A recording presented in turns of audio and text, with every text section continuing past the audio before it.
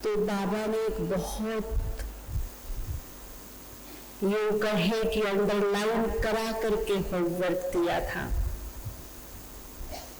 और आधा घंटा कम से कम उस होमवर्क पर फोकस किया।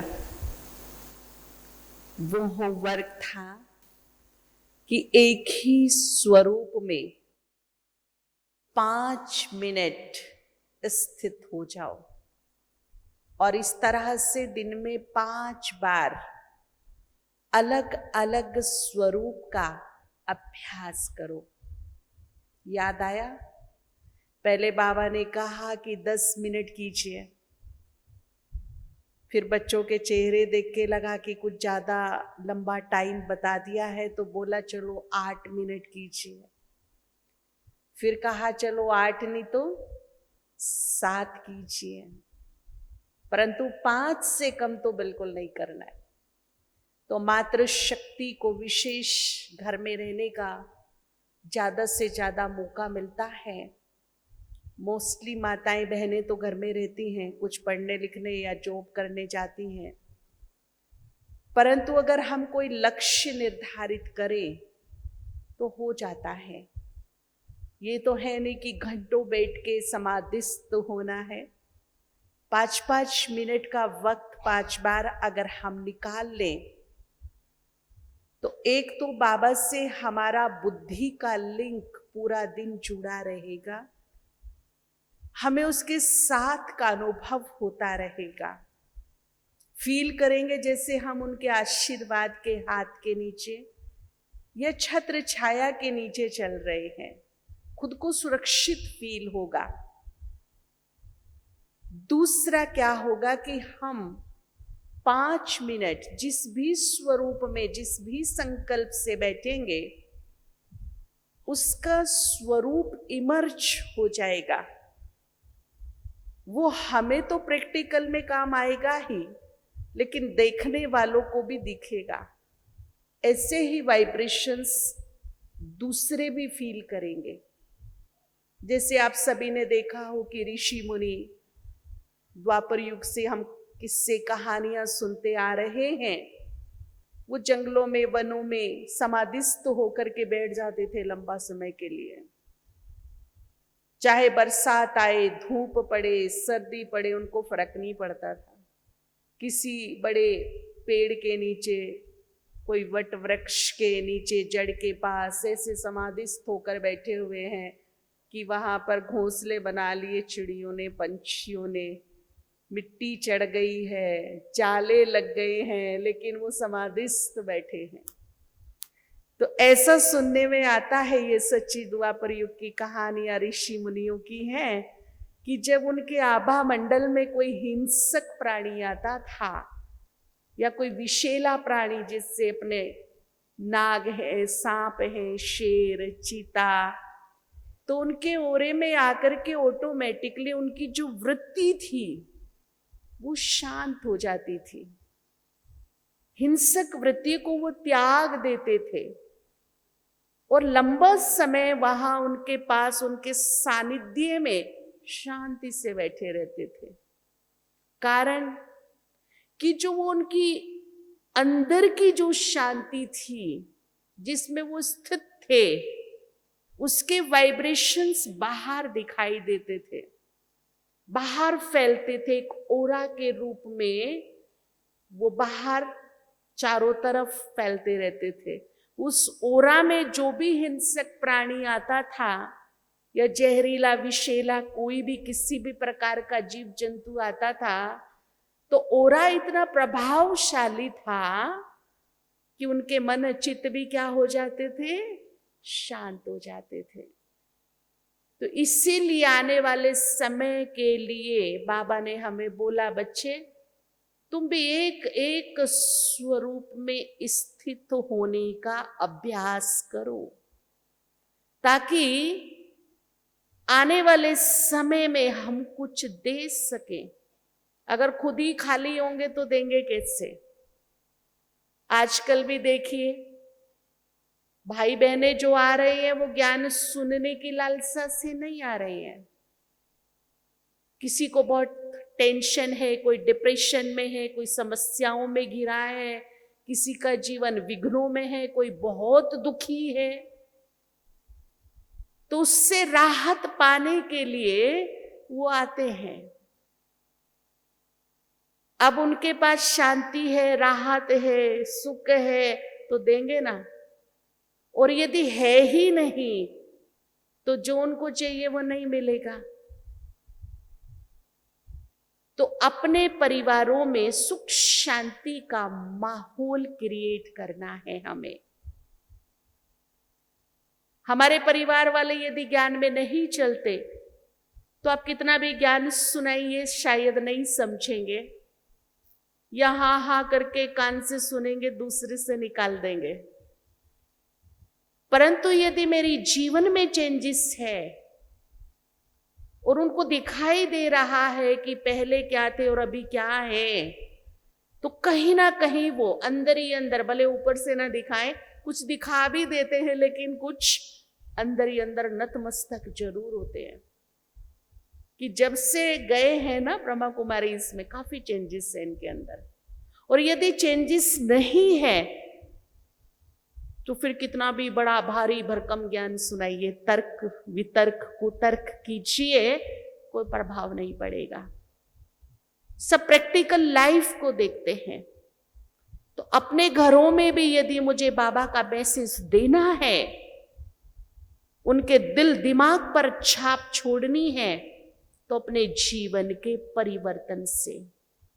तो ये जो 5 बार अलग अलग स्वरूप में स्थित होने का बाबा ने काम दिया था स्पेशली, इससे हमारे जीवन में और परिवार में भी काफी परिवर्तन आएगा। तो एक तो हमें अपने घर परिवार में कैसे रहना है, लौकिक में अलौकिकता की छाप अलग ही दिखाई दे, तो इस ज्ञान को सुनने का कोई लाभ होगा। नहीं तो कहते हैं हम 25 साल से मुरली सुनते, हम 15 साल से सुनते, 10 साल से सुनते, परंतु जो मुरली का पहला ही शब्द है कौन सा है जी? मीठे बच्चे। 25 साल मुरली सुनते हो गए लेकिन मिठास बड़ी नहीं, कड़वाहट है जीवन में, मेरे व्यवहार में कड़वाहट, मेरी सोच में कड़वाहट, मेरे बोल में कड़वाहट, तो फिर कितना भी मीठे बच्चे सुन लो उसका कोई असर नहीं होने वाला। एक व्यक्ति खिलौने लेने गया मार्केट में, दुकानदार ने ना 3 खिलौने दिखाए एक जैसे, एक ही मेटल के, कोई चेंज नहीं, लेकिन रेट अलग अलग बता दिए, एक 100 का, एक 200 का, एक 500 का। कस्टमर को देख के बड़ी हैरानगी हुई, एक जैसे सेम डिट्टो, कोई चेंज नहीं, कोई फर्क नहीं, फिर रेट में भारी परिवर्तन क्यों? तो दुकानदार बड़ा समझदार था, उसने एक स्वेटर बुनने की जो पतली सी नुकीली सलाई होती है वो उठा के खिलौने के कान में डाली तो इधर से निकल गई, फिर एक के कान में डाली तो मुख से बाहर आ गई, फिर जो सबसे कॉस्टली खिलौना था उसके कान में डाली तो पेट में चली गई। तो इस भट्टी में मुझे अपने आप को चेक करना है कि मैं कौन से नंबर का खिलौना हूं। कीमत सबकी थी लेकिन एक थोड़ा सस्ता, एक उससे थोड़ा सा वैल्यूबल और एक बहुत ज्यादा वैल्यूबल। तो मैं कौन से नंबर का खिलौना हूं? ये तो नहीं कि जो मैं कुछ सुनती हुई यहां से सुना, यहां से बाहर। तो ऐसे ज्ञान सुनने का, ठीक है थोड़ा बहुत सत्संग हो रहा है, पुण्य मिल रहा है, बाबा के महावाक्य सुन रहे हैं तो थोड़ी सी वैल्यू है, पर बहुत ज्यादा नहीं है। दूसरा जो कुछ सुनता है, कम से कम अड़ोसी पड़ोसी को, परिवार को, इधर उधर को बता करके अपनी कीमत बढ़ा रहा है, इधर उधर की फालतू बातें करने से अच्छा ज्ञान की चिट चैट कर रहा है तो उसकी थोड़ी कीमत बढ़ गई, वो 200 का हो गया। परंतु जो तीसरे नंबर का है वो भले थोड़ा सुन रहा है परंतु जितना सुन रहा है उसको पचा रहा है, ग्रहण कर रहा है, जीवन में उतार रहा है, तो वो कितने नंबर का हो गया? तीसरे नंबर का सबसे कीमती खिलौना, तो मैं कौन से नंबर का खिलौना हूं? पूछना ईमानदारी से सोने से पहले, कौन से नंबर का खिलौना हूं मैं, पहला, दूसरा या तीसरा? लेकिन होना कौन सा चाहिए? मीठे बच्चे जरूर सुनिए, पर मीठे बच्चे सुनने का फायदा तब है जब मीठे बच्चे सुनकर मेरे जीवन में मिठास बढ़े, तो फायदा है। अगर मेरे जीवन में मिठास नहीं बढ़ रही है तो कितने भी मीठे बच्चे सुन लो, कोई फर्क नहीं, उसका कोई असर नहीं। एक कान से सुन रहे और दूसरे से। तो आज से हम ये लक्ष्य रखेंगे कि अगर मेरे अंदर मधुरता 20% है, 30 है, 40 है, 50, तो आने वाले 3 महीने में वो मधुरता कहां पहुंचे जी? किधर, कहां तक ले जानी है? कम से कम 75 पर तो लाइए, भले 6 महीने का टाइम रखिए, क्योंकि 75 के बाद ही फर्स्ट डिवीजन बनेगी, उससे कम फर्स्ट डिवीजन नहीं है। तो आने वाले 6 महीने में मेरे मन में मिठास भर जाए। मन में मिठास की पहचान ये होगी कि किसी के लिए भी ईर्ष्या नहीं, द्वेष नहीं, कलेश नहीं, क्रोध नहीं, बदले का भाव नहीं, अशुभ भाव नहीं। सिर्फ इस मन में क्या होगा? शुभ भाव।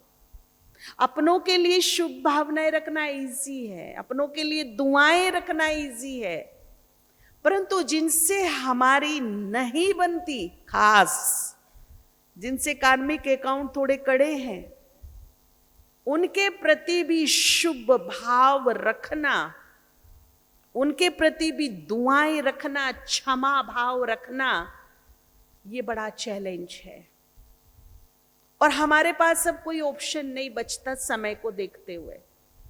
अभी देखिए, आपको स्टेशन जाना है, मधुबन आना है, ट्रेन पकड़नी है, एयरपोर्ट जाना है, आपकी घड़ी दिखा रही कि टाइम हो चुका है। अगर 5 मिनट भी लेट हो गई तो आप टू लेट हो जाएंगे। परंतु आप किसी टैक्सी से या ऑटो रिक्शा से गए और वो 10 रुपए के लिए आपसे बहस कर रहा है, बहन जी मैं जाने नहीं दूंगा, पहले मेरा 10 रुपया। आप बोलो कि नहीं जी मैं तो इतने में आती हूँ, हर बार इतने देती हूँ, आज 10 रुपए एक्स्ट्रा क्यों? और उधर दिख रहा है कि ट्रेन ने विसल लगा दी है, वो छूटने वाली है, क्या करेंगे? 10 रुपए के लिए 1000 का नुकसान करेंगे या 10 रुपए देकर के जल्दी से अपनी मंजिल पर पहुंचकर ट्रेन को पकड़ लेंगे? बुद्धिमत्ता क्या कहती है? क्या करोगे? तो अब समय नहीं है उलझने का। कार्मिक अकाउंट हैं, और सबसे बड़ी बात कि जो हमारे आसपास है ना, उन्हीं के साथ है। हमारे जो हिसाब किताब हैं अच्छे बुरे, जो हमारे साथ रहते हैं ना, जिनके संपर्क में हम रोज आते हैं, लगभग उन्हीं के साथ ज्यादा कार्मिक अकाउंट है हमारे। यहां कोई लेने आया है और कोई देने आया है, कुछ अच्छा लेने आया, कोई कुछ अच्छा देने आया, कहीं कहीं दोनों ही खराब लेने देने आए हैं, जिनसे कहते ना बड़ा कड़ा हिसाब किताब रे बाबा, पता नहीं पूर्व जन्म में क्या किया इसके साथ, कौन सा बदला लेने आया मेरे से। अगर ऐसी कुछ आत्माएं हमारे संपर्क में हैं तो मुझे अपने जीवन को टोटली पीसफुल, निर्विघ्न, सफलता पूर्वक एंजॉय करना है। और समझदारी ये है कि कार्मिक अकाउंट को ढीला करने के लिए, उनको हल्का करने के लिए फॉरगिव फॉरगेट किया जाए, पहल की जाए क्षमा याचना से। बाबा ने भी कहा है कि अगर कोई तुम्हें बद्दुआएं देता हो, कोई तुम्हारे लिए बुरा बोलता हो, तुम राइट हो, ठीक हो, फिर भी गलत सोच रखता हो, तो आप परमात्म बच्चों का उस आत्मा के लिए क्या कर्तव्य है? तो ये बाबा के महावाक्य हैं कि आप परमात्म बच्चे अपने मन में उस आत्मा के लिए शुभ भाव रखिए, क्षमा कर दीजिए। और फिर बाबा के बड़े ही पावरफुल महावाक्य थे जो खुद उसने अपने मुख से उच्चारे थे कि आप वो कीजिए जो बाप चाहता है, फिर बाप उसको देख लेगा। तो अगर कोई ऐसी आत्मा से मेरा हिसाब किताब है जो मेरी शांति पे वार करता है, मेरी खुशी पे वार करता है, मेरी सुख चैन पे वार करता है, आज परम सद्गुरु के सामने समझदार बनकर, बड़ा दिल रखकर क्षमा याचना कर लेंगे। जो भी पूर्व जन्मों का कार्मिक अकाउंट तुम्हारे मेरे बीच में रहा या इस जन्म से रिलेटेड रहा, मैं सच्चे हृदय से अपनी भूलों को एक्सेप्ट करते हुए, स्वीकार करते हुए माफी मांगती हूं, माफ करती हूं। दोनों ही काम करने हैं। माफी मांगनी भी है दिल ही दिल, साक्षी हो परम सद्गुरु शिव बाबा, और साथ में माफ करना भी है। परंतु माफी हमें जरूर मिलेगी, बाबा भी कर देगा। देखो, वैसे तो बाबा ने कहा है कि कोई भी भूलों की क्षमा नहीं होती, सबको अपना अपना भोगना पड़ता है या काटना पड़ता है। एक होता है भोगना, एक होता है योग बल से उसको काट देना, खत्म कर देना। परंतु बाबा ने कहा, एक सीक्रेट, एक सूत्र बता दिया। उस अमृत वेला एक ऐसा वक्त है, 24 घंटे में एक बार आता है, ब्रह्म मुहूर्त, अमृत वेला, जो वेला ही अमृत के समान है, 24 घंटे में अति शुभ है। इससे शुभ वेला नहीं होती, सबसे सुंदर शुभ मुहूर्त होता है ये, इसीलिए ब्रह्म मुहूर्त का नाम दिया। और सभी धर्मों के शास्त्रों में इसका वर्णन है। भक्ति मार्ग में खूब इसको मानते, सभी धर्मों में मानते कि सबसे बेस्ट अमृत तुल्य अगर कोई टाइम होता है तो वो अमृत वेला होता है, सबसे बेस्ट टाइम माना गया। वैसे भी कहते कि 12 बजे तक ना निशाचर घूमते हैं ब्रह्मांड में, कहते हैं ना भूत विचरण कर रहे हैं। अभी तो कोई रात को अगर घूम फिर रहा हो तो उसको कहते हैं कि भूतों की तरह घूम रहे हो, भूतों का टाइम चल रहा, निशाचर का टाइम चल रहा है अभी। लेकिन 2 बजे के टाइम को क्या कहते हैं कि देवताएं विचरण करते हैं ब्रह्मांड में, प्रकृति में, वातावरण में देवताएं विचरण करते, मीन्स अलौकिक देविक शक्तियां जागृत मूड में आ जाती है। तो बाबा ने कहा कि अगर अमृत वेले के टाइम अपनी भूलों की तुम क्षमा लेना चाहो तो 90 डेज यानी कि 3 महीना कंटिन्यू बिना खंडित किए हुए, ये नहीं कि 2 दिन सो गए 4 दिन कर लिया, अमृत वेला मिस नहीं होना चाहिए। जब हम क्षमा याचना करेंगे तो काफी हद तक कर्म अकाउंट जो है हमारे वो ढीले पड़ जाएंगे, डाउन हो जाएंगे। काफी बीमारियों में इसका प्रयोग कराया गया, बीमारी काफी हद तक खत्म हो गई, दवाई लग गई, रास्ते मिल गए, रोग से मुक्ति हो गई, डिप्रेशन से बाहर आ गए। नींद ना आने वालों के लिए तो स्पेशल ये काम कराया गया, उनको नींद आने लगी। और जो संबंधों में कड़वाहट है, मनमुटाव है, टकराव है, उनके लिए भी किया। आज वो गुड फ्रेंड बन गए, सहयोगी बन गए, दोस्त बन गए। परंतु शर्त एक है, परहेज एक है कि जब हम ये फॉरगिव का योग कर रहे हों, स्पेशल अगर अमृत वेला हो तो बहुत अच्छी बात है, बहुत जल्दी रिजल्ट मिलते हैं। प्रकृति का, बाबा का, अमृत वेले जो चाहिए वो ले लो। टाइम पीरियड 3 महीने कम से कम, जो चाहिए आप सोच लीजिए, क्योंकि इस टाइम वो केवल भोलानाथ बन करके बैठता है। तो ये टाइम इतना खूबसूरत है हमारे जीवन का। स्टार्टिंग ही हमारी शुभ दर्शन शुभ मुहूर्त से हो जाए, शुभ मुहूर्त में शुभ दर्शन हो जाए तो दिन अपना बन जाएगा। तो इस प्रकार से हम काफी हद तक कर्म बंधनों से मुक्त हो सकते हैं, हमको वो प्राप्त हो सकता है जो हमें चाहिए। और दूसरी बात यह है कि अपने घरों में हम भोजन पर विशेष विशेष ध्यान दें। कईयों के घर में मेड लगी होती है, बाई आती है काम करने, भोजन बनाने। पीछे हमारा साउथ में जाना हुआ, वहाँ एक जानकार बहन है, हमारी रिलेटिव हैं, तो उनके पास मैं मिलने के लिए गई तो उन्होंने सुनाया कि कुछ समय से मैं बीमार हूँ, खटिया पर हूँ। हमारे जो हस्बैंड है पहले बहुत केयर करते थे, पूछते थे, डॉक्टर के ले जाते थे, दिखाते थे, लेकिन अभी कुछ समय से वो डोंट केयर कर रहे हैं और चिड़चिड़ हो रहे हैं बहुत ज़्यादा।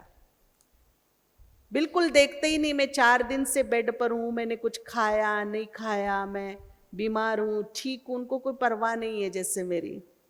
पहले बहुत अच्छा था, अभी ये चेंजेस आई है उनमें पिछले 2-3 महीने से। अभी वो ये सुनाई रही थी तो उनके घर में नौकर आई, सर्वेंट रखी थी खाना बनाने के लिए, तो मैंने उसको देखा, मैंने ये कब से रखी है? तो कहती ये 3-4 महीने से आती है भोजन बनाने। अच्छा, फिर उसने बताया कि ये भी ना आपसे मिलना चाहती है, ये भी बहुत डिस्टर्ब रहती है, इसका पति जो है वो बहुत दारू पीता है और मारता है, जितना भी ये पैसा कमाती है सारा छीन लेता है, इसकी केयर नहीं करता है, ये सारा दिन रोती रहती है। तो समझ में आ गया प्रॉब्लम कहाँ से हो रही है। फिर भी हम उस बहन से मिले तो उसको ज्ञान तो नहीं था, तो उसको पूछा क्या प्रॉब्लम है, तो उसने बोला मेरे को रात दिन का टेंशन है, इतना मारता है पति, सारा पैसा छीन लेता है, बच्चों की केयर नहीं, मेरी केयर नहीं, 24 घंटे की टेंशन रहती है दिमाग में। तो मैंने सोचा आप खाना बनाते हो तो फिर तो यही सोच सोच के बनाते होगे। बोला हाँ, मेरे दिमाग से टेंशन नहीं जाती है, 24 घंटे यही विचार चलते रहते हैं कि आज शाम को क्या होगा, आज शाम को क्या होगा।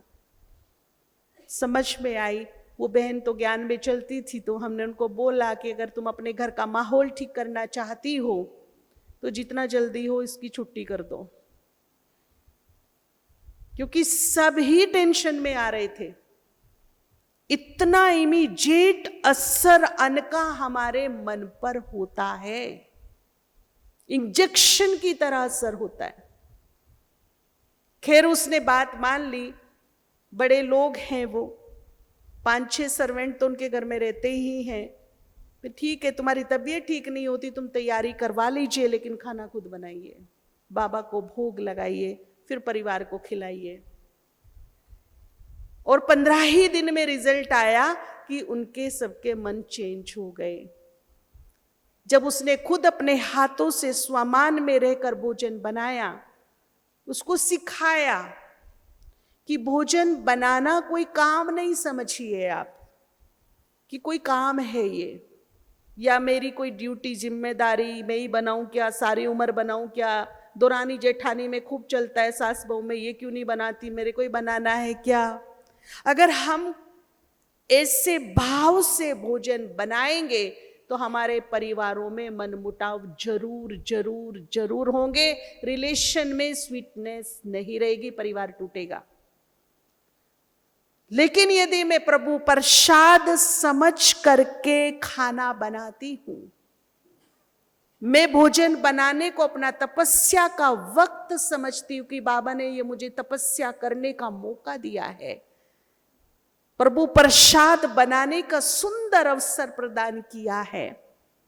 जब मैं अपने यहां से भाव ठीक करके, भावना भर के, आस्था और श्रद्धा से मुस्कुराते हुए भोजन बनाती हूं, संकल्प करते हुए मैं परम पवित्र आत्मा हूं, ये भोजन मैं बाबा के लिए बना रही है, नहीं पति के लिए बना रही, बच्चे के लिए नहीं, किसके लिए? ये बाबा के लिए बन रहा है। पहले बाबा को भोग लगेगा, फिर बाबा का परिवार खाएगा। इस भाव से जब मैं बनाऊंगी समर्पण भाव, तो काम परफेक्ट होगा, टाइम से पहले होगा, मेरा समय सफल होगा, कर्म योग होगा। काम के साथ क्या होगा? योग, पुण्य बनेगा मेरा। फिर बड़ी श्रद्धा से मैं आपको कहना चाहूंगी कि 24 घंटे में एक बार तो बाबा को भोग लगाइए। अगर तीनों टाइम नहीं लगा सकते कोई बात नहीं, परंतु 24 घंटे में एक बार जरूर बाबा को भोग लगाइए। पर भोग वही लगवा सकता है जिसका किचन सात्विक हो। जिसके किचन में सात्विकता नहीं है, उसका भोग बाबा स्वीकार नहीं करेगा। संपूर्ण सात्विकता चाहिए। उसके लिए ऑप्शन है कि फिर रॉ मटेरियल्स का आप बाबा को प्रसाद भोग लगा सकते हैं, जैसे दूध है, फल फ्रूट है, ड्राई फ्रूट्स है, स्वच्छ अलग सेफ बर्तन, उसमें रख करके बाबा को बड़े प्यार से भोग स्वीकार कराइए 24 घंटे में एक बार तो। और अगर ऐसा भी मौका नहीं मिलता है, भोग तो लगवाना है, क्योंकि वो मेरी जिम्मेदारी है, वो मेरा फर्ज है, कर्तव्य है, क्योंकि वो मेरा है, पड़ोसी का नहीं है। मैं उसे दिन में 10 बार कहती माय गॉड, मेरे भगवान, मेरे बाबा। मैंने स्वेच्छा से उसको मेरों की लिस्ट में शामिल किया है, और मेरों की लिस्ट में शामिल करके मैं उसके साथ पक्षपात तो नहीं कर सकती। उसके लिए भी मेरे कुछ कर्तव्य हैं, मेरे कुछ फर्ज हैं। रिश्ता बनाना बहुत छोटी बात है, निभाना बहुत बड़ी बात है। और भगवान क्या देखता है? वो केवल प्रीत की रीत निभाता है। मेरे दिल में बस उसके लिए प्रीत हो, फिर उस रीत को वो कैसे निभाता है कि चमत्कार बनते हैं। साक्षात्कार सामने से कराता है फिर वो। तो लगाना तो जरूर है। अगर चांसेस नहीं है, उसके लिए ऑप्शन है कि हर गुरुवार को बाबा के घर में बड़ी श्रद्धा से हम अपने तिल फूल, अपनी भावनाएं भगवान को अर्पित करते हैं, भोग के माध्यम से, ब्रह्मा भोजन के माध्यम से। तो पूरे महीने का बचा करके या 15 दिन का जो भी उसका हक है, उसका हिस्सा है, मेरा फर्ज है, वो मुझे पूरी तरह ईमानदारी से निभाना है। इकट्ठा लगवा दीजिए, लेकिन लगाना जरूर है। उसको भूखा नहीं रखना। वैसे किस चीज का भूखा है भगवान, वो तो आपको पता ही होगा ना, किस चीज का भूखा है। और भाड़ा किसका देता है? लड्डू का, हलवे का भाड़ा किसका देता है? तो ये भावनाओं का खेल है। और एक भावनाओं के धागे में ही बड़ा नाजुक सा धागा है, जिसमें वो पूरे 84 जन्म के लिए बंध जाता है। अगर मेरे दिल में भावनाएं ही नहीं हैं, तो मैं उसको बांध नहीं सकती, फिर मैं उसको तृप्त भी नहीं कर सकती। चाहे मैं 36 प्रकार के 56 प्रकार के भोग लगा लूं, लेकिन उसमें भावना का होना मस्ट मस्ट मस्ट कंपल्सरी। एक फूल भी रखूं ना, उसके सजदे में एक फूल भी रखूं, तो उसमें इतनी भावना भर के रखूं कि उसके हाथ विवश हो जाए उसको उठाकर देखने के लिए। वो भूखा है, भावनाओं का भूखा है।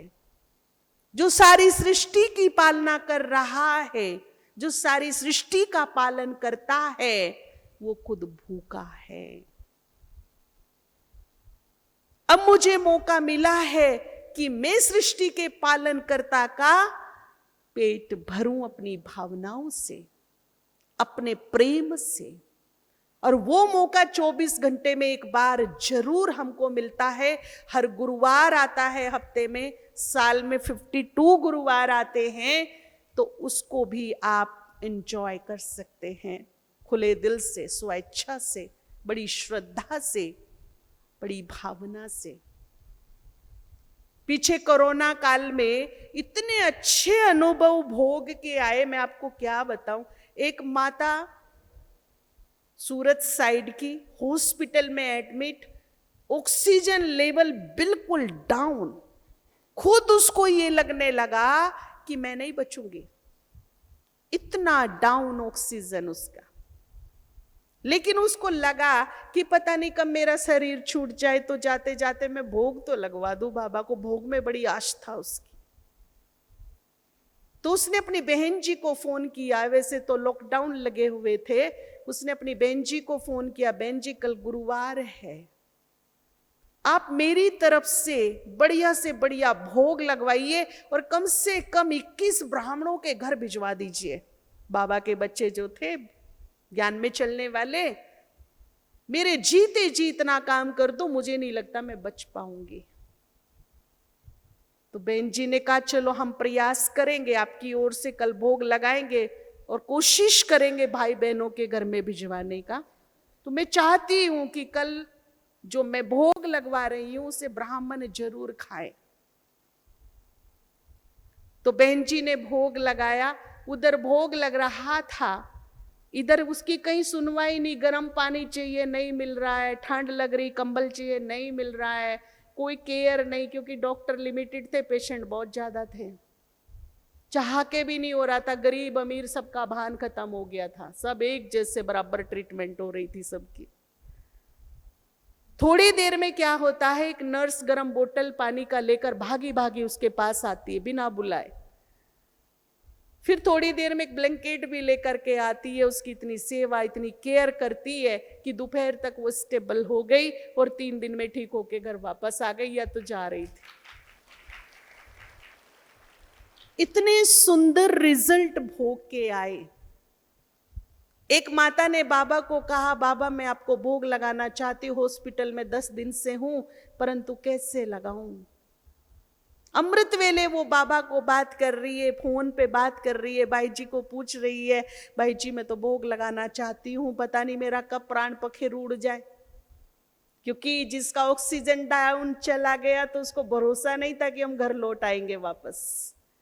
और जब पीक पे था कोरोना, तो उसको बोला कि कोई फ्रूट मंगा करके, कोई अगर तुम्हारे पास हो या मंगा करके किसी से भी, आप बाबा को लगा दीजिए भोग। तो उन्होंने अपने रिलेटिव को बोला कि किसी तरह मुझे फ्रूट की थैली भेज दो। उसको भेजी। अब उसे लगा मैं तो 5 दिन से नहाई नहीं हूं, तो बिना नहाए कैसे भोग लगाऊं, क्योंकि वहां स्नान करने की तो सुविधा भी नहीं थी ना उस टाइम पर, इतना मारा मारी थी हॉस्पिटल में। तो वो फिर योग में बैठ गई कि बाबा मैं नहाई नहीं हूं, 5 दिन से स्नान नहीं की हूं, तो मैं आपको भोग कैसे लगाऊं। और गजब का साक्षात्कार उसको हुआ। देखिए भावना कैसे उस भूखे भगवान को राजी करती है, प्रसन्न करती है, और वो सब हमें मिल जाता है जो हमें चाहिए।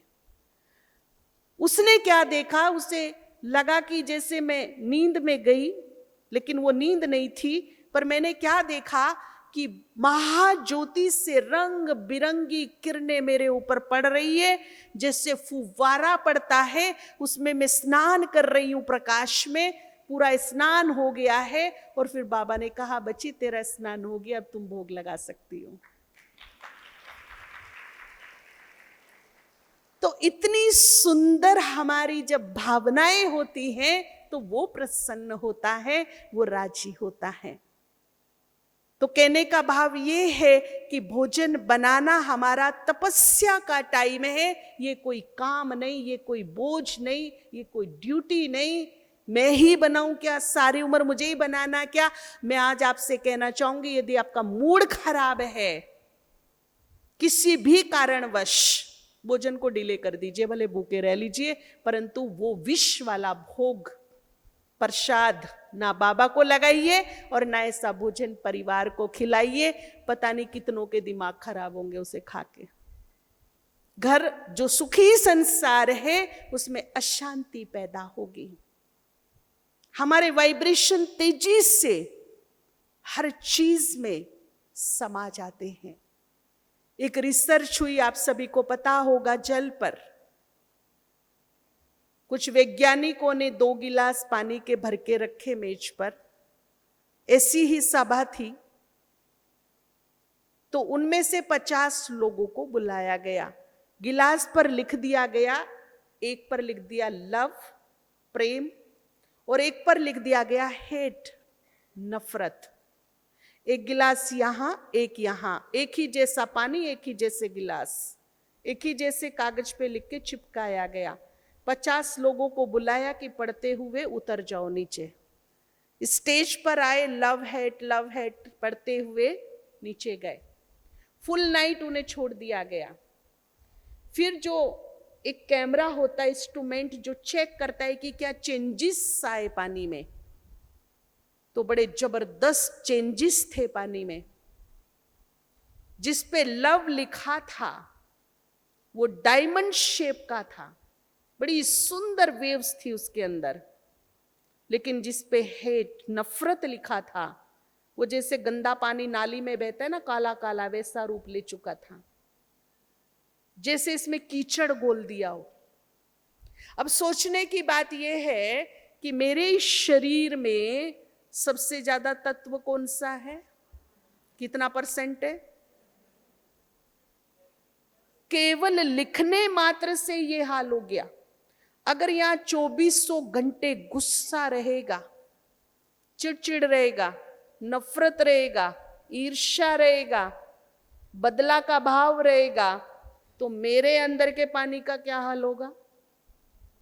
केवल लिखने मात्र से इतना हुआ, और लेकिन यहां वास यदि मैं कर रही हूं नफरत को, घृणा को, क्रोध को, बदले के भाव को, ईर्ष्या को, तो मेरे अंदर के पानी का क्या हाल होगा? ये बताइए, है?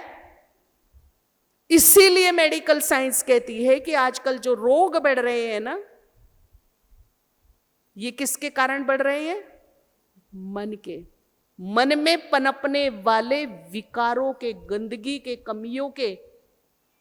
और जिस घर में गुस्सा होता रहे, छल कपट होता रहे, अपनों के लिए रणनीति बनती रहे, नीचे दिखाने के मौके ढूंढते रहे, कान भरने का काम चलता रहे, चुगलियां जो मंथरा ने करके रामायण बनवा दी थी पूरी, है ना, उस घर के जल का क्या हाल होगा? वो कैसे अपने घर में सुख शांति रख सकते हैं? हो सकती है क्या? क्योंकि जल तो हर एक के घर में है कि नहीं है?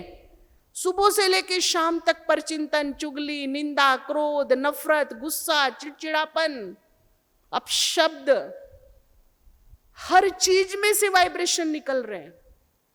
और वो वाइब्रेशन निकल के हमारे अन्न में, हमारे जल में, हमारे सब वस्तुओं में भर रहा है। और वैसा ही हमारे घर परिवार का वाइब्रेशन बन रहा है। इसीलिए इस भट्टी से विशेष ध्यान रखना है कि 24 घंटे में एक बार भोग तो लगाइए, लेकिन मन में शुभ भावना रखिए। मन में शुभ भावना जितनी हम रखेंगे, उतने ही प्योर, पवित्र, पावरफुल, शांति के वाइब्रेशन हमारे घर परिवार में फैलेंगे।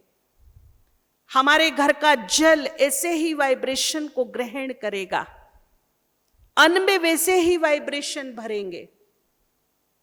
तो इसीलिए बाबा ने कहा, भोजन बनाते हुए विशेष किसकी याद में भोजन बनाइए? कौन सा स्वमान लीजिए? मैं परम पवित्र आत्मा हूं। जब हम ये विचार अपने मन में लाते हैं, ये स्वमान का अभ्यास करते, याद करते हैं, तो हमारे मन मस्तिष्क से प्योर वाइब्रेशन निकलने शुरू हो जाते हैं। और जो सबसे ज्यादा वाइब्रेशन रिफ्लेक्ट होते हैं वो हमारे हाथों से होते हैं, हमारे नेत्रों से होते हैं। भोजन बनाते समय दोनों का यूज होता है, बिना देखे हम खाना नहीं बना सकते, बिना हाथों के हम भोजन नहीं बना सकते। तो दोनों से ही प्योर पवित्र वाइब्रेशन भोजन में पहुंचेंगे। फिर उस भोजन को सबसे पहले किसको भोग लगाएंगे? बाबा को भोग लगाइए, बड़ी श्रद्धा से लगाइए। पहले जमाने में तो प्रसाद लगाए बिना भोजन का खाते नहीं थे। आजकल फास्ट लाइफ हो गई तो सब भूल भाल गए। बड़ी श्रद्धा से उसको स्वीकार कराइए, फिर उस प्रसाद को पूरे भोजन में मिलाइए और पूरे भोजन में मिला करके अपने परिवार को खिलाइए। आज मैं आपको बताऊं कि समाधान में कुछ माताओं ने, जिनके पति बहुत ड्रिंक करते थे, ये भोजन, चाय, दूध इस प्रकार से बनाकर खिलाई। 1-2 वर्ष में जो ड्रिंकर थे, रात दिन धुत रहते थे, उन्होंने पीना छोड़ दिया। खुद पे खुद उनके मन में चेंजेस आ गई। कुछ माताओं के बच्चे गलत लतों में फंस गए, गलत संस्कार, ड्रग्स लेने लगे, गलत संगत में चले गए, गलत रास्ते पर चले गए, और अगर उन्हें समझाए तो मरने खाने को दौड़े, घर छोड़ने की धमकी दे। करे तो करे क्या? माताओं ने चुपचाप ये काम किया। भोजन तो खाएगा घर ही आके ना, कितना बार खाएगा, कब तक खाएगा? कभी तो आएगा, खाएगा, चाय, दूध, पानी जो भी उनको मिला। और आज कितने हमारे पास ऐसे एग्जाम्पल हैं कि वो बच्चे सुधर गए, ठीक हो गए, ड्रग्स छोड़ दिया। जो गलत लतों में पड़ गए थे, बहुत गंदी लतों में, वो बाहर निकल आए। लेकिन लंबा समय करना पड़ा। 6 मास के बाद तो उनको रियलाइज होता है जाके कि हम कुछ गलत कर रहे हैं। 6 मास के अंदर उनके अंदर शुरू होती है प्रक्रिया, पर उन्होंने भी हिम्मत नहीं हारी।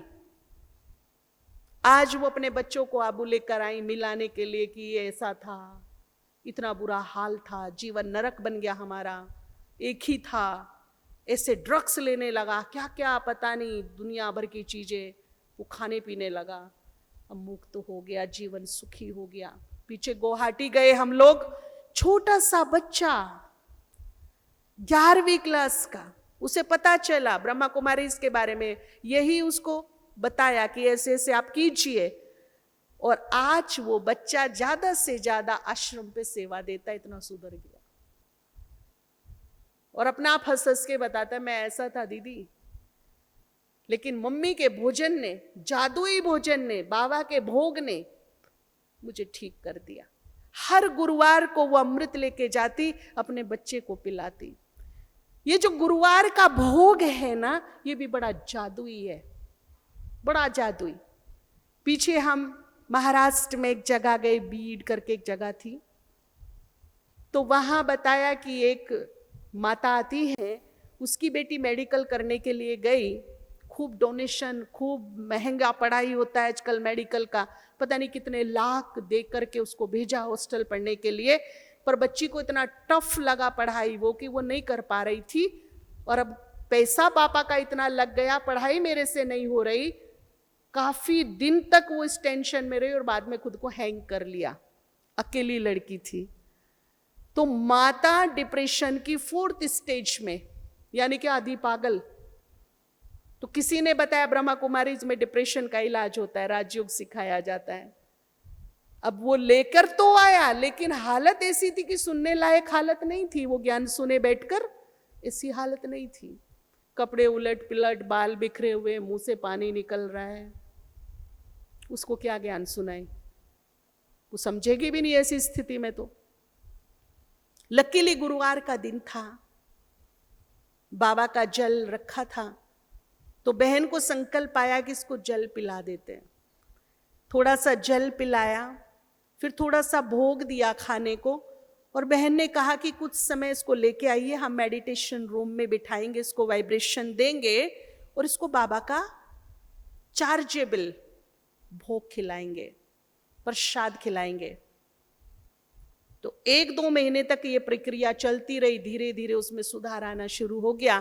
तो जब हम वहां गए थे, उसे 1-1.5 साल हो चुका था, तो बहन ने 10 माताओं को सामने रखा, बोला बताओ कौन सी है। तो वहां 1000 लोगों का ब्रह्मा भोजन बन रहा था। ब्रह्मा भोजन बनाने वालों की एक टीम थी 10 माताओं की। तो उन 10 माताओं की वो लीडर थी जो ब्रह्मा भोजन बनवा रही थी। थक गए थे इलाज करा करा करके। तो इतना जादुई असर भगवान के प्रसाद में होता है, इसीलिए प्रसाद का हर जगह गायन है। देखिए जन्मते तो प्रसाद है ना, कोई भी शुभ कार्य जीवन में होते, कर्म कांड होते, पूजा होती, हवन होता, तप होता, बिना प्रसाद के अधूरा। इवन जब आत्मा शरीर छोड़ती है, जब तक उसके नाम का भोग ना लगवा दे, तेरमा करते हैं ना, पंडितों को खिलाते, लोगों को भोजन कराते, क्यों कराते वो? क्यों कराते वो पता है? उसकी आत्मा भटके नहीं, उसको रास्ता मिले, सही स्थान मिले, इसलिए वो कराते हैं।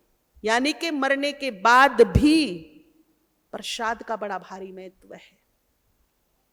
और कोई भी मंदिर ऐसा नहीं जहां प्रसाद का महत्व ना हो। भक्त लोग भी भगवान की इस कमजोरी को जानते हैं, इसीलिए लालच भी प्रसाद का ही देते उसको। तू मेरी ये मन्नत पूरी कर दे, मैं क्या करूंगा जी? मैं तुझे भोग स्वीकार कराऊंगा, प्रसाद चढ़ाऊंगा, तेरी मनपसंद चढ़ाऊंगा, इतने का चढ़ाऊंगा। तो वो भी उसकी नब्ज को जानते हैं अच्छी तरह से। हम लोग भी बाबा को क्या बोलते हैं? बाबा ये बड़ा अच्छा काम हो गया, बस अगले गुरुवार का भोग मेरी ओर से, ये ब्रह्मा भोजन मेरी ओर से। करते हैं कि नहीं करते हैं? तो भगवान को प्रसाद बेहद पसंद है, इसीलिए इसका गायन अब तक है। और ज्ञान मार्ग में भी गायन है। ज्ञान मार्ग में भी कोई गुरुवार, कोई आंधी आए, तूफान आए, कुछ भी आए, लॉकडाउन लगे, कोरोना चले, कुछ भी चले, लेकिन हर गुरुवार को विधिवत बाबा को भोग लगता है।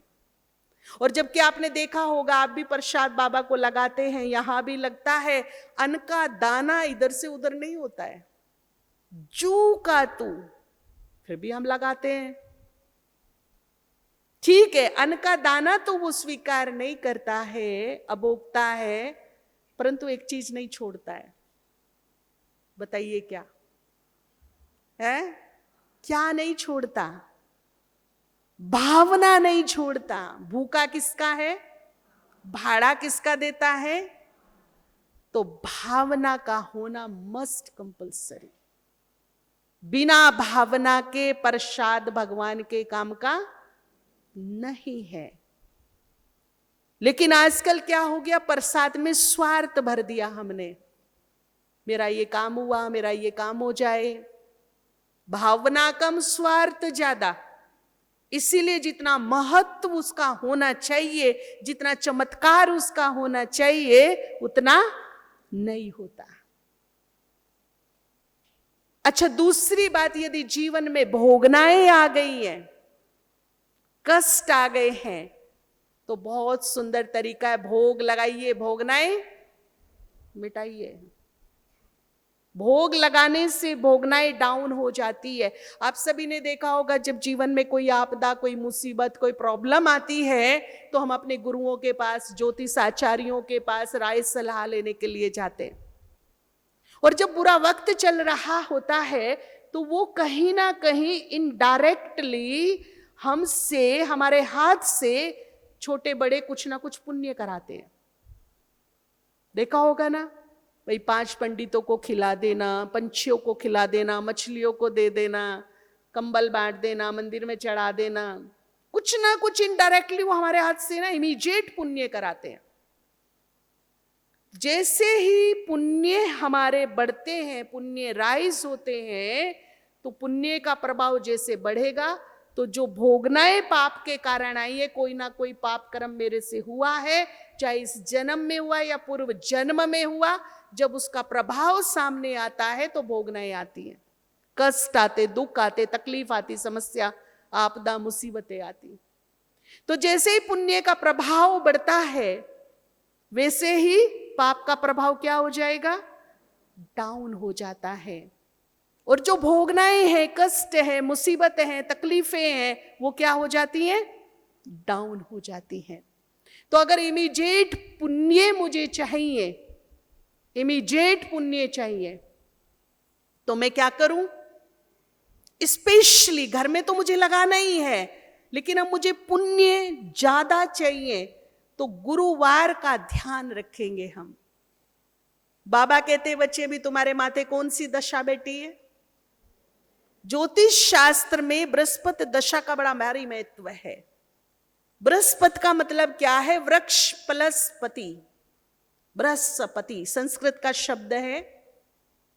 जब हम अपनी भावनाओं को इस वृक्ष, जो ये मनुष्य सृष्टि का कल्प वृक्ष है, जिसका बीज, जिसका पति खुद शिव है, उसके लिए अपनी भावनाओं को अर्पित करते हैं, तो बीज से पूरे वृक्ष को पहुंचता है और इमीडिएट मेरे तत्काल बहुत तेजी से पुण्य राइस होते हैं।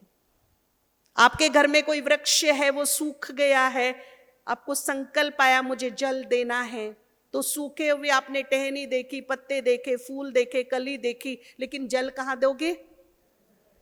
क्यों? जड़ तो ठीक है, वो तो सूखी हुई नहीं है, सूखा हुआ तो ऊपर से है, लेकिन जल में कहां दे रही हूं? कहां देती हूं? अच्छा, अपनी आंखों के सामने उस जल को और नीचे जाते देखती हूँ कि ऊपर जाते देखती हूं? और नीचे जाता है। जो वृक्ष का अस्तित्व है वहां तक वो जाता है, उसको टच होता है, और नेक्स्ट डे जब मैं देखती हूं वृक्ष कैसा है? हरा भरा। ठीक इसी प्रकार से ये सृष्टि मनुष्यों का एक कल्प वृक्ष है, आत्माओं का, जिसको कल्प वृक्ष बाबा ने नाम दिया। और इसका बीज कौन है? परमात्मा, शिव।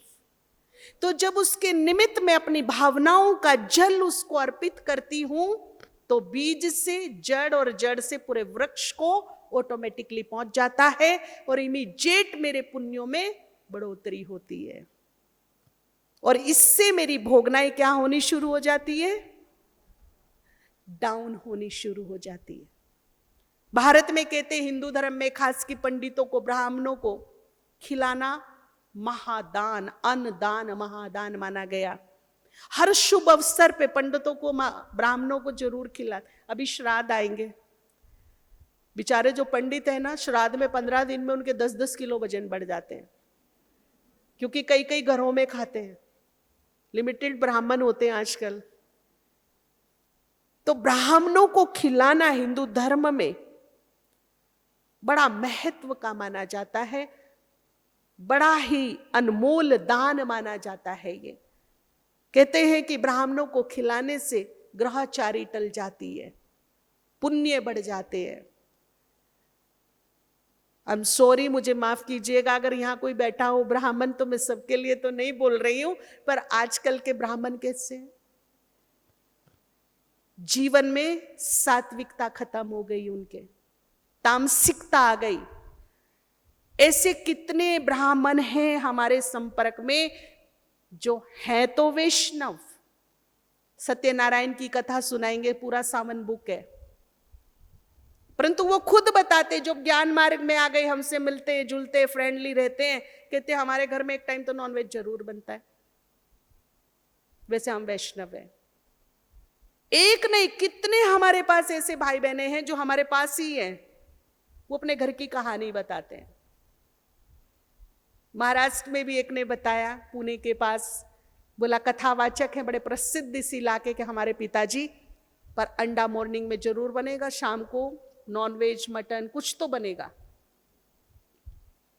दारू चलती है, व्यसन चलते हैं। पक्के हो? खड़े हो जाओ जरा आप, सेकंड नंबर पे आप पक्का समझ रहे हो? आपकी लाइफ में कभी ऐसी सिचुएशन आ जाए कि आप कहीं जंगल में, कहीं दूर भटक जाओ, 4-5 दिन से आपको भोजन नहीं मिला, जेब में पैसा है, अब ढूंढते ढूंढते ढूंढते आए जंगल से बाहर, प्राण पखेरु लग रहे उड़ जाएंगे, और सामने ना चिकन के पकोड़े बन रहे हैं और जेब में पैसे भी भरपूर है। क्या करोगे? ईमानदारी से बताना सबको, है? सबको बताइए ना, क्या बोला इन्होंने?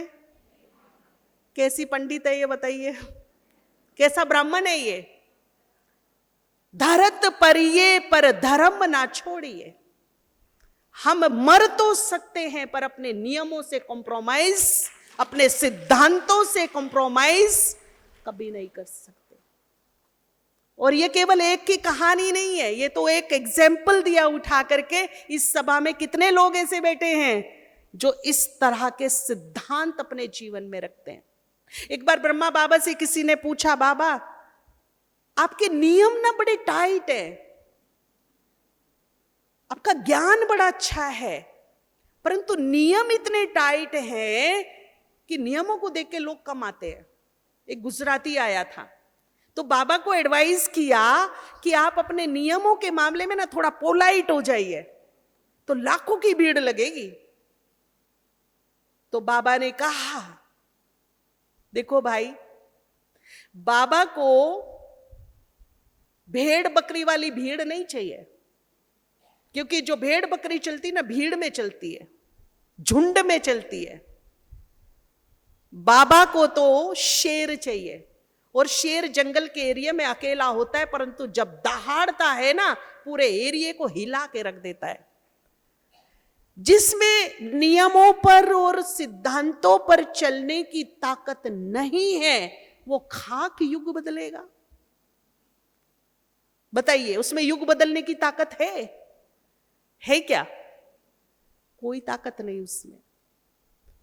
जो नियमों पर चलने की शक्ति नहीं रख सकता, जो सिद्धांतों में नहीं अपने जीवन को डाल सकता, वो क्या युग बदलेगा? क्या सहयोग देगा युग बदलने का भगवान को? तो आप कैसे पंडित हो, आप कैसे ब्राह्मण हो?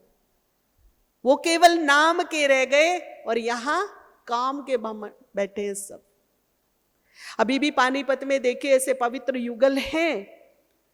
एक जैन जी हैं वहां पर, सेठ जी।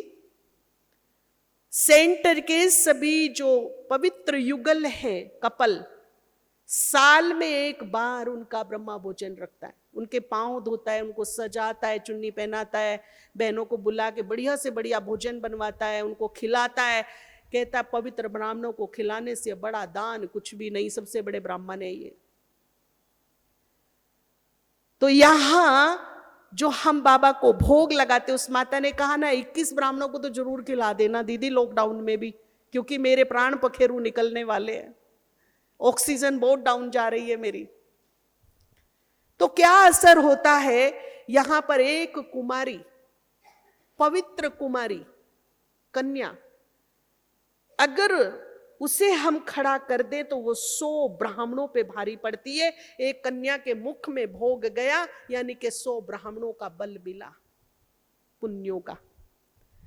अगर एक पवित्र कुमार मैदान में आ जाए ना, अपना कुमार पवित्र बाबा का बच्चा, नियम धारणाओं पे चलने वाला, एक यदि खड़ा हो जाता है तो 700 ब्राह्मणों पे भारी पड़ जाता है। इतनी एक की वैल्यू है यहां पर। एक को खिलाया मतलब 700 को खिला दिया। और उससे भी बड़ी बात, जो आप लोग यहां माताएं बैठी हैं बहुत भारी संख्या में, एक पवित्र युगल जिसने दुनिया का सबसे बड़ा चैलेंज स्वीकार किया अपने जीवन में, जिस चैलेंज से, जिस चुनौती से डरकर ऋषि मुनि भी हिमालय की ओर चले गए, जंगलों और वनों की तरफ चले गए, वो चैलेंज आपने घर गृहस्थ में रह के स्वीकार किया है। कीचड़ में रहिए पर दाग ना लगने दीजिए, 24 घंटे आग में है परंतु सेक नहीं लगने दे रहे। ऐसी तपस्या की है घर गृहस्थ में रह करके। एक नहीं, दो नहीं, 100 नहीं, 1000 नहीं, लाखों की अंदाज में हमारे पास ऐसे पवित्र युगल हैं आज की डेट में, लाखों। कम से कम उम्र के 25 साल से लेकर के शुरू हो जाते हैं। 25 साल के पवित्र युगल मिलेंगे आपको, 40 साल, 35 साल, 50 साल, 90 साल, हर प्रकार का गुलदस्ता है बाबा के पास। ऐसे दो जोड़ा जो है, दो का जोड़ा अगर खड़ा हो जाए ना, तो हजार हजार हजार ऋषि मुनि पे भारी पड़ जाते हैं वो दो। उन दो को खिलाना मतलब हजार ऋषि मुनि के बराबर होता है। अगर उन साधारण ब्राह्मणों को खिलाने से ग्रहचारी उतर सकती है, तो जो रियल में सात्विक है, सतो प्रधान है, बनने का पुरुषार्थ कर रहे हैं, उनके मुख में जब भोग जाता है तो उनकी जो पवित्र दुआएं हैं, ब्लेसिंग है, उनके सामने ग्रहचारी रुकेगी क्या? रुकेगी? हाँ या ना? नहीं रुकेगी। उन पवित्र आत्माओं की दुआएं बहुत है, ऐसी लगती है, ऐसी दुआ लगती है कि खुद मृत्यु भी टल जाती है। हमने देखा कोरोना में ऐसा। लेकिन बात सारी कहां अटकती है आकर के? होना क्या चाहिए? भावनाएं। भावना का होना बहुत जरूरी है। एक ब्रदर आया, एक मोटा सा एनवलप लेकर के, लो जी मेरा भोग लगा देना। अच्छा ठीक है भाई, कल आइएगा। बहन जी मेरे पास तो मरने का टाइम नहीं है, फुर्सत ही नहीं है, कहाँ मौका है मेरे पास आने का। अच्छा शाम को भोग खाने तो आइएगा ना भाई जी, टाइम ही नहीं है। भावना नहीं है। अब उसका भोग जब ऊपर जाएगा तो बाबा भी क्या कहेगा? याद प्यार दे देना, हो गया काम पूरा। लेकिन एक माता, भले उसके पास धन की शक्ति नहीं है, अगर वो अपने तिल फूल, अब एक गुड़ भी लेके आई है ना, लेकिन श्रद्धा और भावना से लेके आई, बड़े प्यार से लेके आई है, और दोनों हाथों से बहन जी को बोल रही मेरा गुड़ भी रख देना कल, तो भगवान भी अपने सिंहासन से उठता है, सर झुकाता है, हाथ बढ़ा करके बड़ी श्रद्धा से वो गुड़ का भोग स्वीकार करता है, क्योंकि भूखा भावनाओं का है। उसके लिए भावना कंपलसरी है, उसके लिए चीज वस्तु कंपलसरी नहीं है, उसके लिए भावना कंपलसरी है। तो गुरुवार के भोग को भी हम अहमियत देंगे। कहीं हमारी हालत सुदामा जैसी ना हो जाए, ध्यान रखेंगे। सुदामा ने कृष्ण का हिस्सा खा लिया, चने खा लिए थे ना, थोड़ा पेटू था, भूख ज्यादा लगती थी। कृष्ण अल्पाहारी थे, जंगल में लकड़ी चुनने गए, दोनों सुस्ताने बैठ गए। सोचा कृष्ण तो ध्यान मगन हो गए, नींद आ गई, चने थे दोनों के, खा गया केला। आज स्पेशल ध्यान रखेंगे, भगवान का ही नहीं, किसी का भी हिस्सा, हक, अधिकार मुझे नहीं छीनना। किसी का भी हक, हिस्सा, अधिकार मुझे नहीं मारना है। भगवान का तो छोड़ो, किसी का भी नहीं।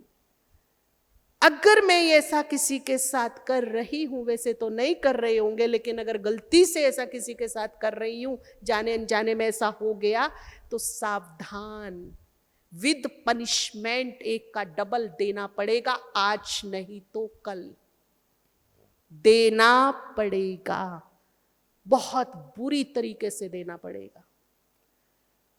इसीलिए किसी के भी हक, हिस्से पर नजर नहीं,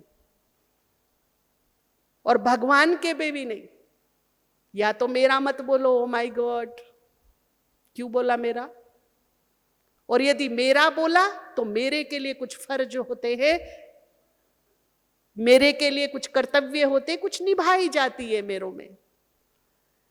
मेरा बाबा, मेरे भगवान, मेरा मैं नहीं बोला ना, तो इस मेरे को निभाइए, उसका हिस्सा निकाल के रखिए।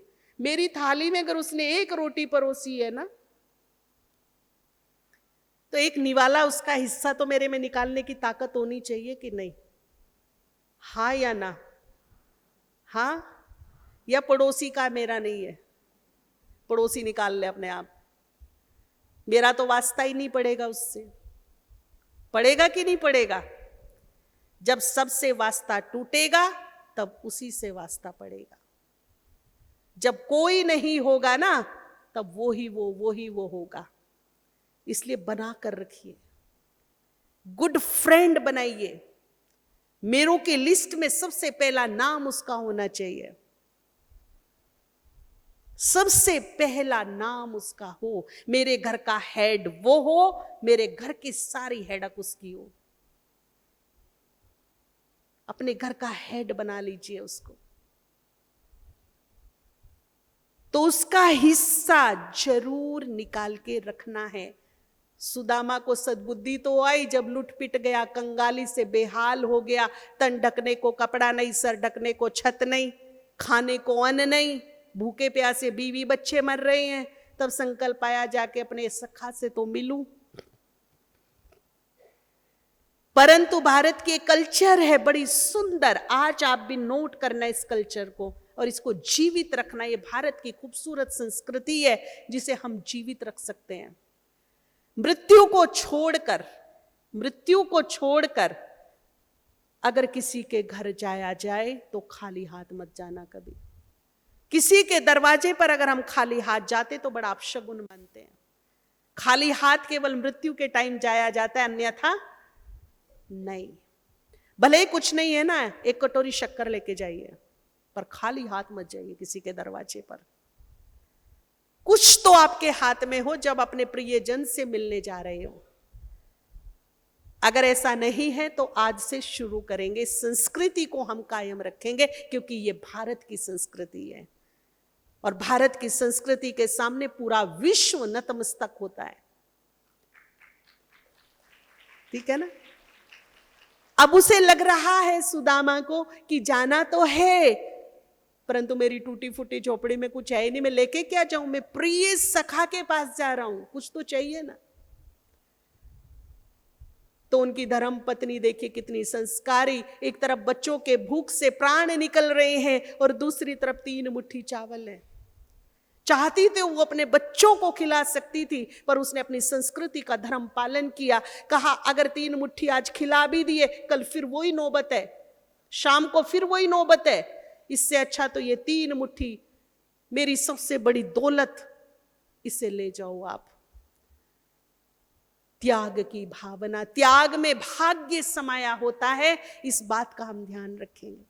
जब हम देखते हैं कि एक तरफ भाग्य है, एक तरफ त्याग है, अगर हम त्याग को पकड़ लेते हैं तो भाग्य दौड़ कर आ जाता है हमारे पास। तो उसने क्या किया?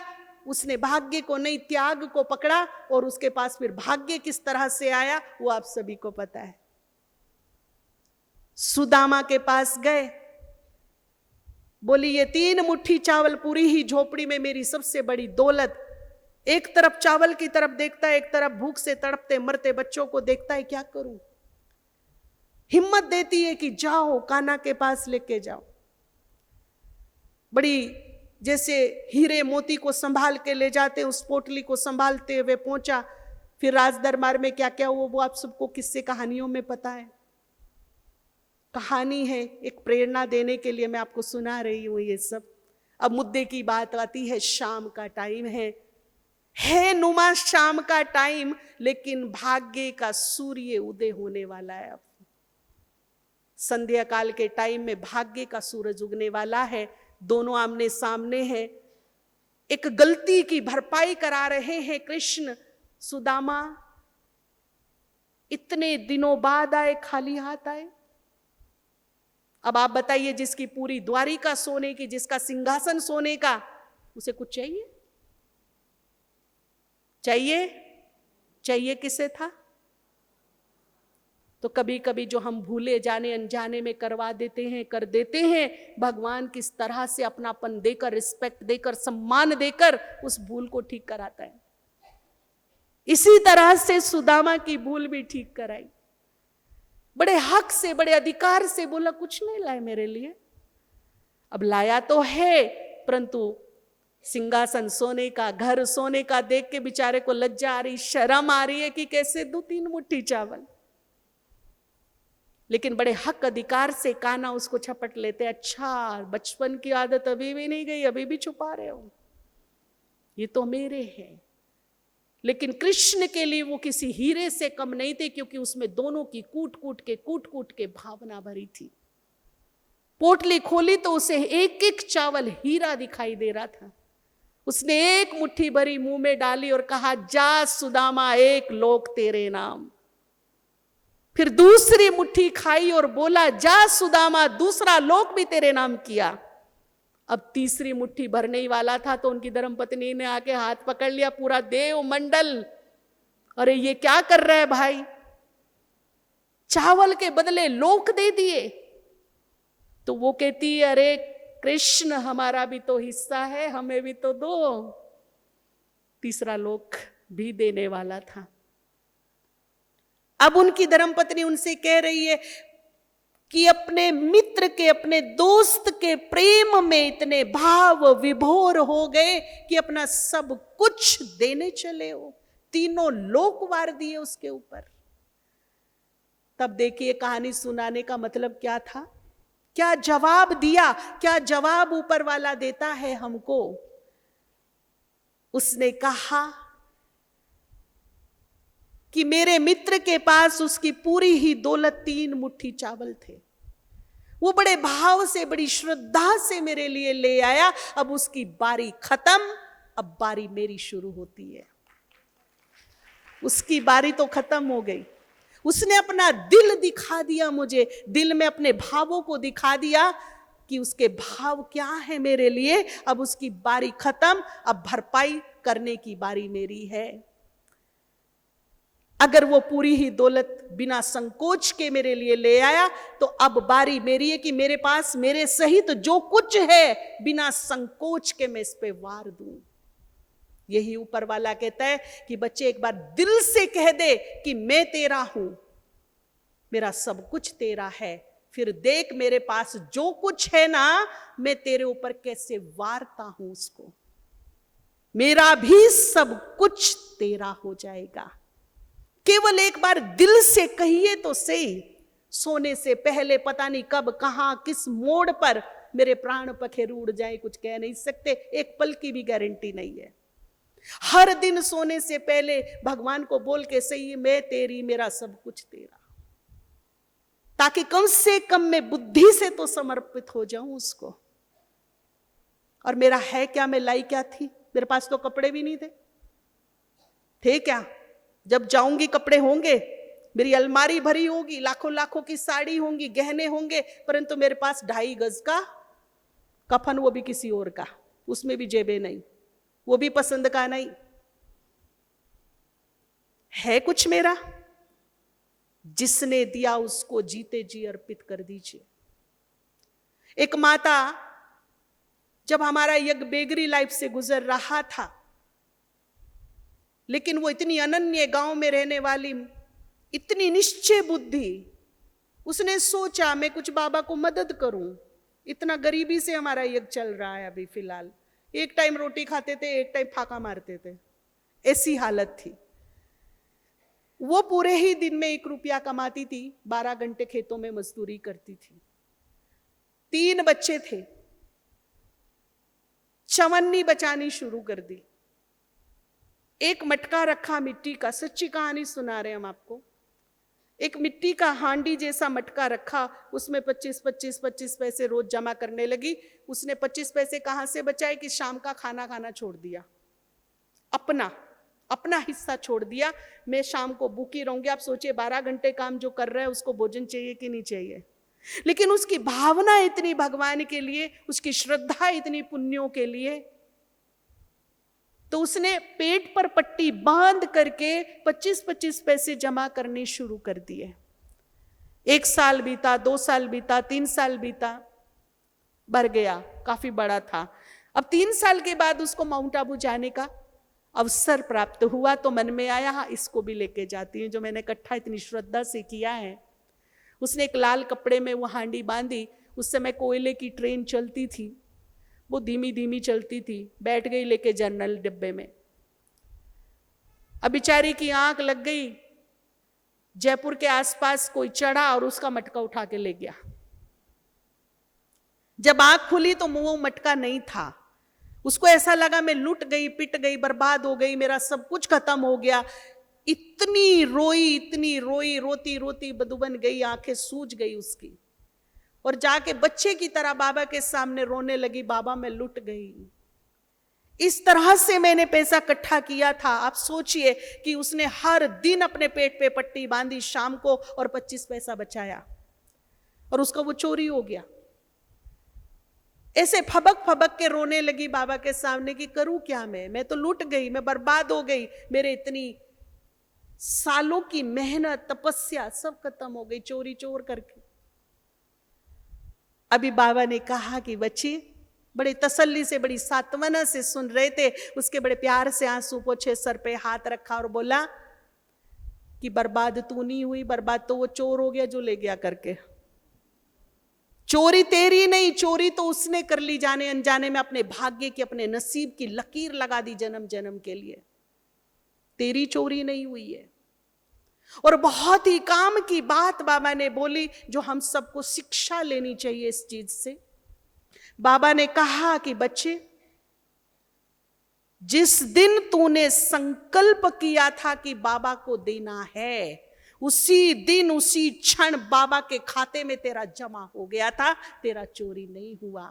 तू डालती बाद में थी, तू सोचती बाद में थी, तेरा उस खाते में जमा पहले हो जाता था। तो इसीलिए कोई भरोसा नहीं है इस तन का, कब कहां किस मोड़ पर चल बसे, लेकिन हर रात को मैं तेरी, मेरा सब कुछ तेरा। उसके खाते में कम से कम इतना तो जमा करा दे हम, क्योंकि समर्पण बुद्धि का होता है। तो इस तरह से अपने जीवन को, अपने परिवार को खुशहाल बनाएंगे, एंजॉय करेंगे, पुण्य आत्मा बनेंगे, इमीडिएट पुण्यों को बढ़ाएंगे। थैंक यू, शुक्रिया, ओम शांति।